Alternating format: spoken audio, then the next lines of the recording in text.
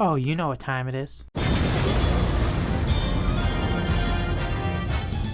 Fuck you, lady! Is anybody there? I think there's something very, very wrong with me.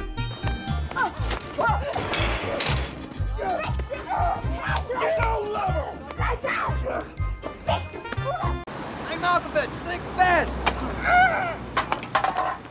Fuck!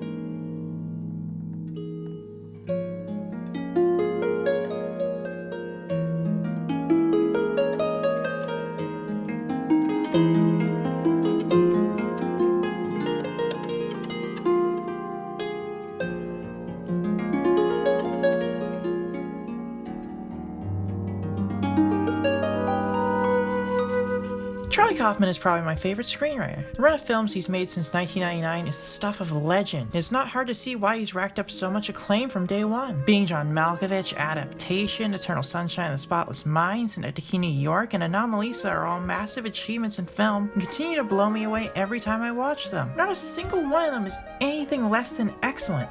Except Human Nature, but we all kind of pretend that one doesn't exist because it's obscure and just okay. But the rest, all incredible. One of those films alone would be enough to cement someone's legacy as a writer. But all six?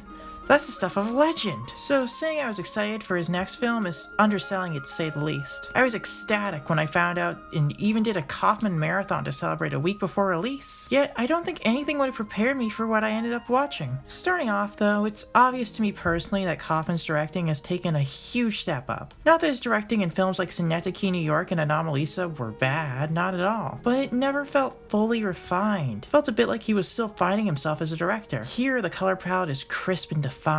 The angles of shots have more extremity to them when necessary. Overall, it feels like Kaufman understood more than he did all the way back in 2007, 2008 when Synecdoche was being filmed. And I think that's all helped by the addition of cinematographer Lucas Zoll, who you might know for his work with director Paweł Pawlikowski. You can tell there was some collaboration here, as both seemingly take steps to differentiate themselves from their prior work. It all just feels so purposeful and direct. It really hits you with its bold stylism and makes you want Kaufman to never abandon the style ever again. This is all aided by magnificent tone building as well. Kaufman may have never directly made a horror film before this, but his films are no stranger to existential dread. He's just being more outgoing with it this time. The funny thing is though, that for a film often being described as horror, there's no real scares here. It is, however, caked in this uncomfortable feeling. The feeling that something isn't right, like the world around you is collapsing with you inside. But not in a direct fear of death way, more in the sense that you have this feeling that it's happening, but aren't cognizant enough to know it for certain. So if you're going into this expecting to be scared, you'll be disappointed. But if you're looking for something that feels hauntingly mysterious, you're in luck here. Really, there isn't much to poo-poo on. So why am I so much more conflicted on this one? Well, in part, it's due to the structure. See, Kaufman as a writer has always had a touch of the surreal in his works, specifically that of absurdism, a style where a normal world has a bit of the fantastic added to it. If you're familiar with writers like Franz Kafka or Kurt Vonnegut, you know absurdism and can probably recognize the similarities between that and Kaufman's films. But in this film, Kaufman decided to try a more unique form of surrealism, the kind that's unique to film, the kind seen in films like Eraserhead, Persona, Mirror, and 2001: A Space Odyssey. The kind that seems to take the world of film and collapse it within itself until you're left questioning what you were even watching in the first place. Needless to say that if you were to consider it a genre, it'd maybe be my favorite in film. Shocking, I know, with my taste. So, off the bat, I have to give it props. It's the most unique storytelling I've seen in a film in quite some time. However, what's important to me isn't just uniqueness, but how well it's pulled off. And we've seen films with this style turn out sadly mixed. And for the most part, I enjoy it. There are plenty of great scenes, like the entire farm sequence, the ending at the school, and it's hard to say I didn't enjoy my time with it or wasn't impressed by all it had to say. But I can't say Kaufman was perfect at this. See, Kaufman clearly comes to film as a writer first, which is usually fine for the types of films he makes, but this film needs to be delivered mostly visually, and at times it just falters at that. For example, there's a good 40 minutes just spent in one car throughout the entire runtime, cutting between about 5 different angles. That information needs to be delivered in a much more expedited, concise, and visually interesting way. Spending 40 minutes in the car, even if it is entertaining, will never work as well on film as it does in a book. And a lot of this stuff could be cut down and delivered in a much more unique way. And with a runtime of over 2 hours, you cannot waste our time, particularly in a surrealist film like this. But see, in the end, I can't help but feel that maybe I'm being a bit harsh. Maybe I'd be a bit kinder to this film if it were by anyone else. Charlie Kaufman has such a legacy, such a filmography, that being great but not excellent somehow is a disappointment to me. Most of the scenes are fantastic, and even the scenes I critique just need some trimming and some changes to delivery to make it feel more whole as a film. It's just that when a film falls slightly short of what it could have been, when it's from a director and screenwriter this talented, it's easy to walk away feeling let down. Overall, it's still great. It's a cerebral trip and a unique storytelling journey, but far from perfect in its delivery. However, only from Kaufman would that be a disappointment. Charlie Kaufman's I'm Thinking of Ending Things gets an 8 out of 10.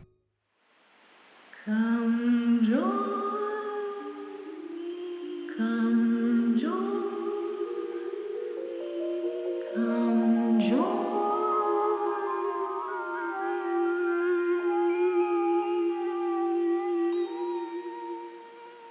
I'm your favorite clown from Tulsi Town, where ice cream grows on trees. So have no fear, come and join me here, and eat as much as you please. I will turn your frown fully upside down when you take your very first bite of vanilla, chocolate, or strawberry. We are open day and night.